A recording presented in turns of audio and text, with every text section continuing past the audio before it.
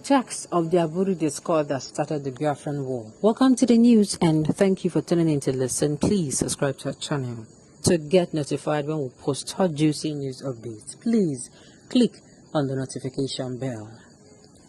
The Aburi Accord remains a watershed moment in the history of Nigeria, not for the agreement that was reached, but for the discord that was created by the head of state, General Yakubu Gowon, and the leader of the Eastern Region, Colonel Odimegwu Ojukwu, which later plunged the country into the Biafran War.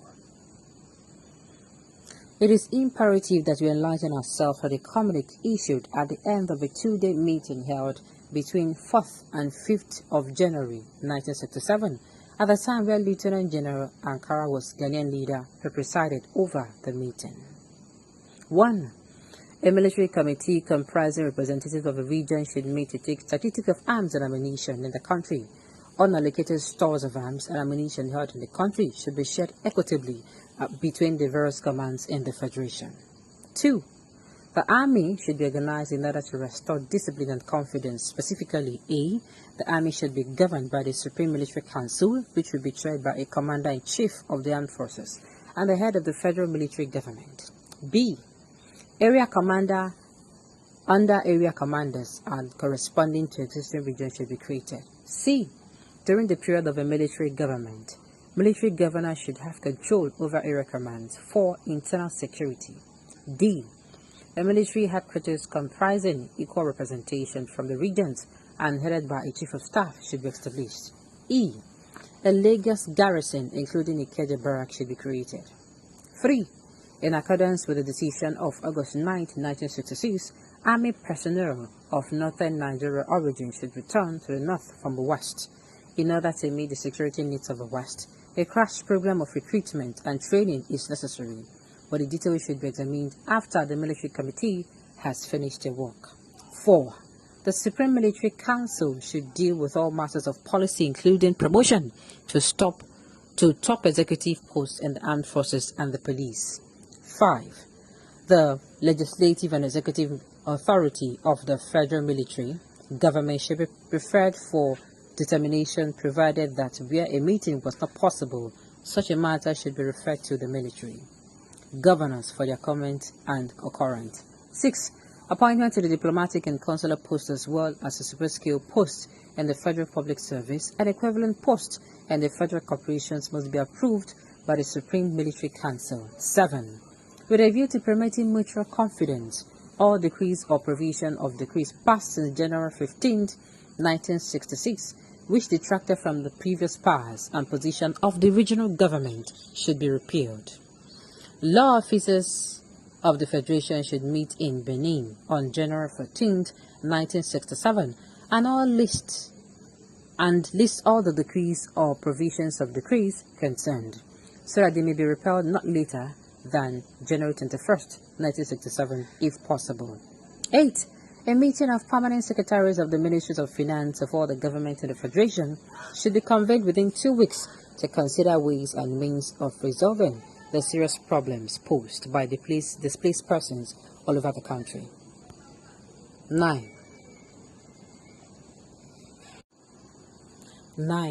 Displaced civil servants and corporation staff, including daily paid employees, should continue to be paid their full salaries until March 31st, 1967, provided they have not secured alternative employment.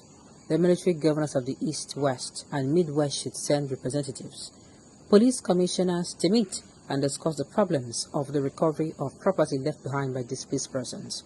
10. The ad hoc constitutional committee should resume sitting as soon as practicable, and the question of accepting the unanimous recommendation of September 1966 should be considered. Considered at a later meeting of the Supreme Military Council. 11th.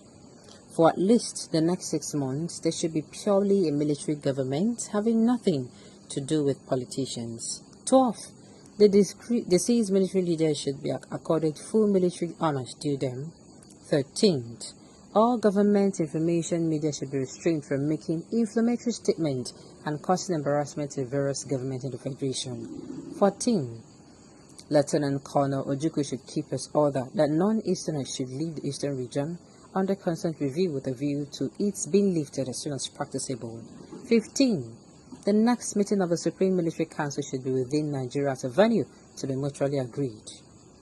For all intent and purposes, the framework agreed upon at Aburi appears to be clear and simple. It's merely required that both parties take steps to win trust from each other. The delegation was led by General Yakubu Gowon and Colonel Odumegu Ojukwu. Were either too naive to understand what they actually agreed on, or were pandering to support base, which increased the tension after the agreement. Both men returned to Nigeria declaring their own version of agreement. Ojukwu on us returned with a speech claiming that the agreements which included allowing the people of Nigeria to determine the nature of the association. Ojukwu said the East believes in confederation. We have gone a long way towards that as a result of the meeting. The word confederation was never explicitly used in the accord.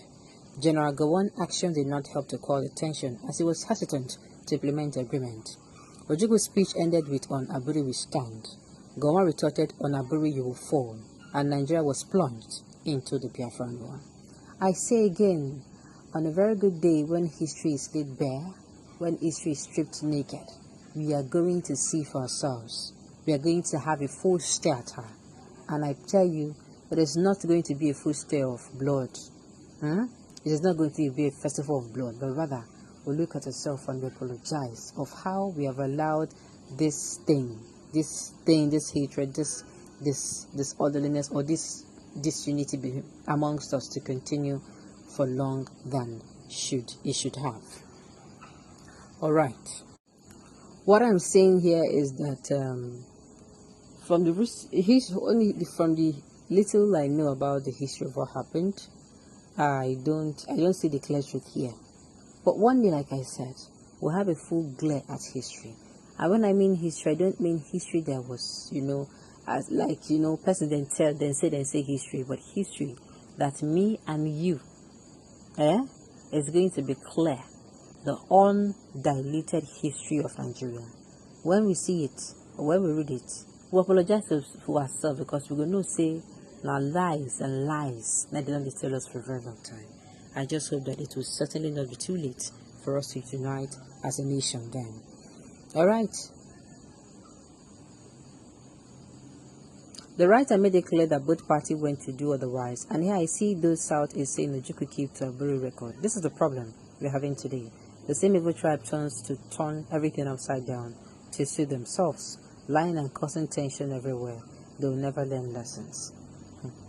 The writer is a mischief maker. Try to find out what really happened after they returned from Ghana. The BBC misguided broadcast, the actions of the government permanent secretary that made Gowon to change his mind before Ojukwu start demanding for the full implementation of the accord. I don't blame you. If you're reasonable enough, you would have asked your father why he manipulations. Oh my goodness. No. That is too harsh. That is too harsh. If Gowon knew he was not going to keep to the agreement in Ghana, why then did he go there in the first place? Exactly. Like I said, I just pray that it will not be too late when we'll find out the truth and we really want to apologize. Alright, on this note, we've come to the end of the news. We say thank you for tuning in to listen. Until I come your way next time, enjoy the rest of your day.